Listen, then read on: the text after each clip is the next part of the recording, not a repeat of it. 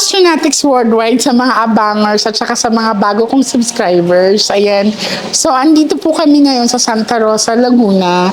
And samahan niyo po ako kasi i-cleanse po natin yung bahay ng isa kong client.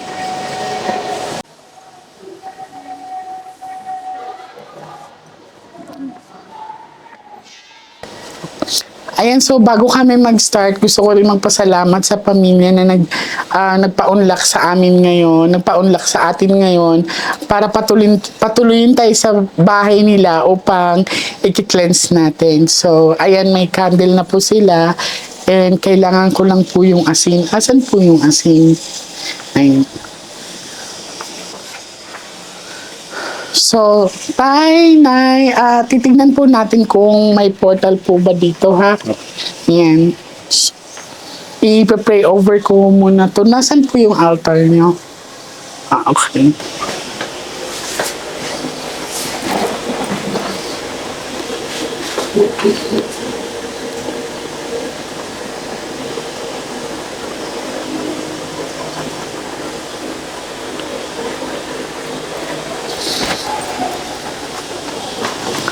So, wag niyo po itong walisan, ha, kasi ito, ate, this is sealed by the prayer na. Ang rock salt po, ito yung mga ginagamit ng mga old pabaylans to protect our king and queens from harm, from sickness, from witchcrafting. So, iikutin po natin yung bahay ninyo. Titignan natin kung may blockage ba dito or negative energy.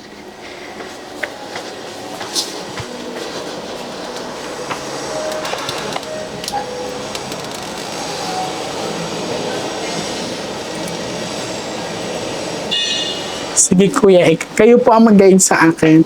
Ay, ano po ito? Ito po ng papa ko. Okay, sige po. Pasukin po natin, ha.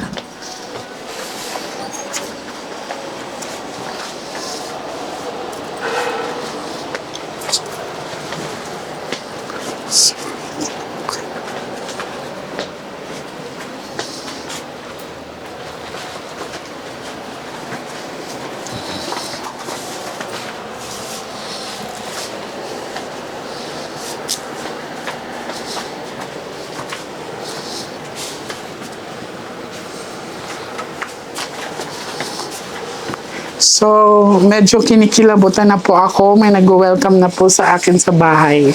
Wala po ba kayo naramdaman dito, nanay, tatay? Wala. Sino pang kasama niyo dito? Ikaw, nanay, wala kang naramdaman dito? Kailan ka po nag-start na nakaramdam? I see. Titingnan natin kung that's good energy. Dito po.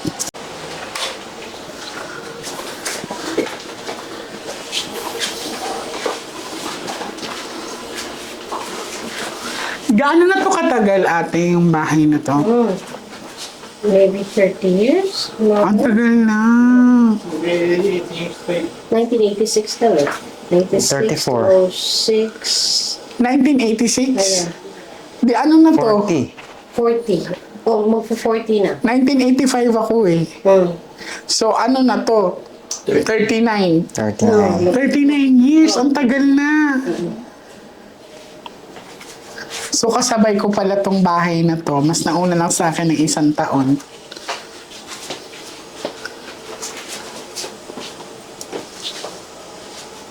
Ito, Daddy, ano to? Hindi nyo na ginagamit. Ngayon hindi, pero it used to be Pinto before. Yes, correct naman. Good thing na hinarangan nyo rin siya. Kasi alam nyo bakit? Kasi this is open portal. Kung mapapansin mo, tapat-tapat siya ng pinto. No? Yan. So, sino nakaisip na harangan siya? Mag-rearrange na sila. Okay, very good. Kasi sa mga feng shui, mother, ito at saka, ito kasi is pinto and then ito ay pinto. So, bawal magkatapat ang pinto sa pinto. Kaninong kwarto ito? Sa kwarto po ni mama.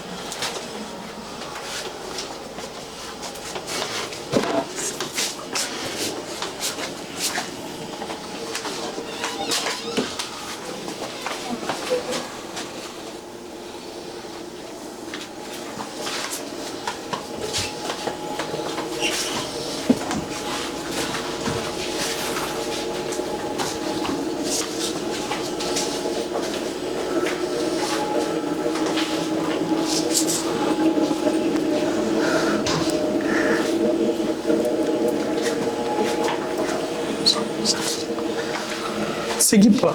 May tao ba dito? Ayan. Ito, Ito, bali stock room na lang po siya ngayon. Pero before, ito yung kwarto ng kapatid ko. okay. Dito siya na. Nag-sleep dati, Oo. patulog. Dito din siya na lagutan ng hininga. No, sa hospital na. Okay. Pero hindi ba siya nag-bedridden dito? Hindi po, hindi. So matagal na tong hindi nagagamit. Yes po. Ginamit niya, pero di ba sa taas din siya? Hindi, ano lang. May second floor pa ba to? Kwarto ko po. Kwarto niya. Okay. So, sa pinapakita sa akin dito, ate, may energy kasi. No? So, ang inaano dito is that since natambakan na siya and kwarto to dati nung namatay, kailangan once a week po may music po ito. Okay? Kasi ang mga, kumbaga, you're giving space kasi sa mga entity. No, they are territorial. So kung mapapansin mo, medyo nakakaramdam ako ng energy dito. Yan. Mas maganda nga po sana kung ayusin to eh. Kung magamit po siya. Okay.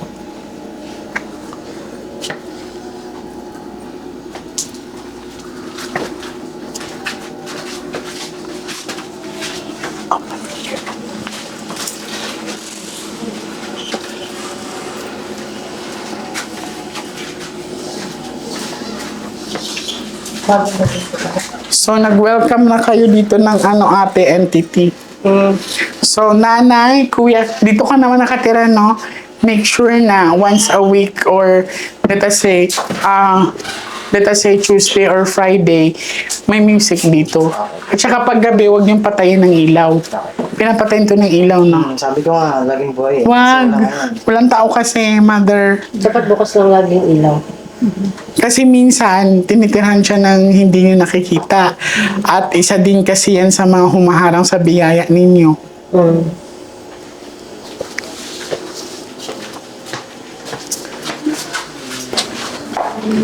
Ay, meron din dito, kuya. Oo. Actually, nakakamdam ko Dito. sa bahay. Kailan ka nag-start? Ang tagal na. Kasi dati naging mag-isa lang ako dito. Gano'ng katagal ka mag-isa? Siguro mga 2 years din po yan. 3 years ako. Kasi Wala. sila mama na nandun sa Pasite. So talagang ikaw na nag-stay dito. Ako yung nag-stay dito. So mas more on nararamdaman mo sila. Minsan pag nagsasampay ako, may mga dumadaan sa paa ko. Dumadaan, no? Mas malakas dito. Kaya lang, yun nga, nangihinayang ako dun sa space doon. So, huwag niyong patayin yung ilaw. Kasi medyo, nahahati yung energy. So, yun dun sa taas is kwarto mo.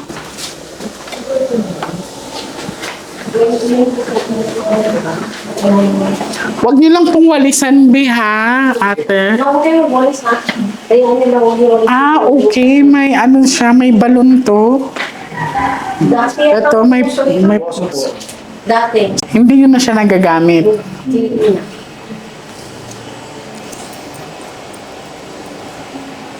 So, healthy tong lupa nyo, ate. So, ang taas pala talaga ng chances kung bakit ganito. Ang mga ganito kasing lugar, most of the cases, ito yung mga tinitirahan ng mga duwende. Na hindi naman na to siya ginagamit, kuya ate, takpan siya ng block. Oo. Black. Na tela. Tela. Oo. Okay. Hindi na po kami akyat. Kayo na lang. Apo, kami na lang po.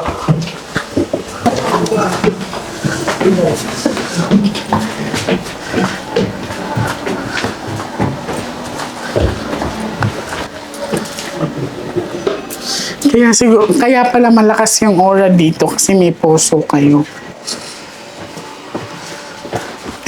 Malinis ka sa kwarto, maayos ka.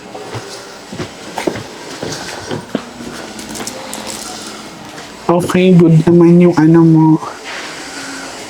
Good. So, pwede mo rin siya, for example, kung mag-change ka din, pwede mo rin dito. Wag lang doon yung paa mo, ha? Yan. Para may iba-iba naman. Basta ang mo, pwede rin ganito yung ulo mo dyan, ganitong paa mo. Tapos kung ayaw mo naman dito, pwede ka rin dito. Oo.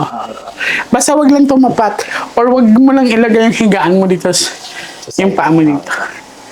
Sige, you can turn off na the candle.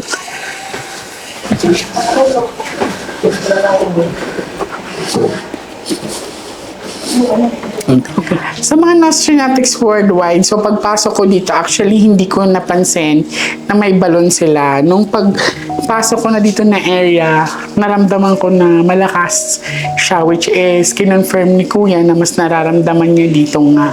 And then nagulat ako nung pag-ikot ko na doon, dito ko na nakita yung balon. Actually, yung area nila, it's wealth kasi ito ay dinatawag na pinagkukuhanan ng resources. So since na hindi na siya ginagamit, I suggest natakpan na lang to ng tela. Ayan. So isa din sa mga reason kung bakit nakaramdam ako ng negative energy doon kasi parang napabayaan na siya and doon nagpo-kwarto or nag-stay yung isa nilang kamag-anakan na wala na ngayon. So I suggest sa kanila na once a week is kailangan maging ingayan doon o kaya ayusin. So gusto kong magpasalamat sa kanila sa pagtitiwala nila sa akin para ma-cleanse yung bahay nila. Maraming salamat mga Nostronatics worldwide.